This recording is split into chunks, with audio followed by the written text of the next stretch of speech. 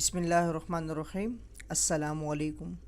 Corel Draw में आज जो हमारा टॉपिक है वो न्यू टॉपिक है कोरल ड्रा के हवाले से। इससे पहले हम लोग 5 टूल पढ़ चुके हैं। जो लोग फर्स्ट टाइम ज्वाइन कर रहे हैं वो मेरी वेबसाइट mohammadniyaz.net वेबसाइट पे विज़िट करें और लर्निंग में से कोरल ड्रा को सेलेक्ट कर लीजिए। जो आज हमारे पास टॉपिक है वो है स्मूथ टूल का, कि स्मूथ टूल क्या काम करता है कोरल ड्रा के अंदर। कोरल ड्रा X7 मेरे पास वर्जन मौजूद है इस वक्त, और इसमें हम यहाँ शेप के ग्रुप में आके स्मूथ को सेलेक्ट कर लिए। स्मूथ बेसिकली करता क्या है, किसी भी ऑब्जेक्ट की आउटलाइन को स्मूथ कर लेता है। अगर वो बिल्कुल शार्प हो और आप चाहते हैं कि स्मूथ हो, जैसे कि हम एडोब फोटोशॉप में बनाते हैं, क्योंकि कोरल ड्रा तो वेक्टर बेस्ड ग्राफिक्स है जो सॉलिड लाइन से मिलकर बनते हैं। और यहाँ जो हमारे पास ऑब्जेक्ट होते हैं उनके जो आउटलाइन है वो स्मूथ नहीं होते हैं। तो इसको स्मूथ बनाने के लिए हमें ये करना पड़ता है कि उसके आउटलाइन के लिए हमें स्मूथ टूल का इस्तेमाल करना पड़ता है। मैं सबसे पहले इसका आउटलाइन का साइज़ को मैं ज़रा इंक्रीज़ कर देता हूँ ताकि आप लोगों को समझने में आसानी हो।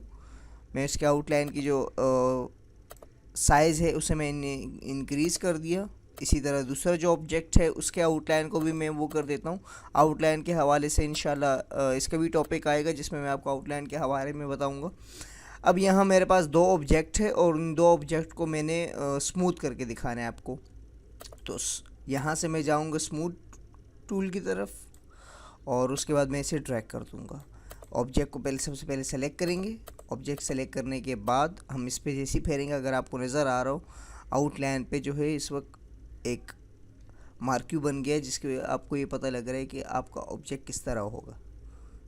यहाँ से मैं जैसे ही वो किया, अब आप अगर गौर करेंगे, मैं इसको वापस वो कर देता हूँ। ये देखें, जैसे आपने यहाँ से देखा तो इसने आउटलाइन को जो है स्मूथ कर दिया। ये देखें, जैसे एक हम रेस्टर बेस्ड ग्राफिक्स में बनाते हैं। और अगर हम नीचे वाले ऑब्जेक्ट को देखें तो वो जो है सॉलिड लाइन की तरह नज़र आ रही है, और ऊपर अगर हम यहाँ देखें तो ये एक स्मूथ हमारे पास ऑब्जेक्ट नज़र आ रहा है।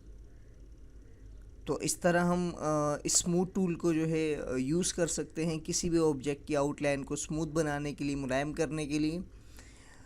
और इसके बाद जो अगला वीडियो है उसमें हम स्मेयर टूल के हवाले से पढ़ेंगे, और आप ये तमाम टॉपिक अपने दोस्तों के साथ भी शेयर कर सकते हैं। और किसी भी किस्म का अगर इसमें कोई प्रॉब्लम हो, आप मेरी वेबसाइट में आके मुझे कमेंट कर सकते हैं mohammadniyaz.net। उसी पोस्ट के नीचे आप मुझे कमेंट करें, इंशाल्लाह मैं उसे सॉल्व करने की कोशिश करूँगा। और यहाँ से आप मेरा फेसबुक का पेज भी ज्वाइन कर सकते हैं और अपने दोस्तों के साथ भी इसे ज़रूर शेयर करें। फेसबुक के पेज, यहाँ से आप जाके फेसबुक का पेज लिंक आपको मिल जाएगा। उसके बाद यहाँ आपके पास इनवाइट योर फ्रेंड्स होंगे, आप अपने फ्रेंड्स को भी इनवाइट कर सकते हैं। मिलते हैं नेक्स्ट ट्यूटोरियल में। अल्लाह ने के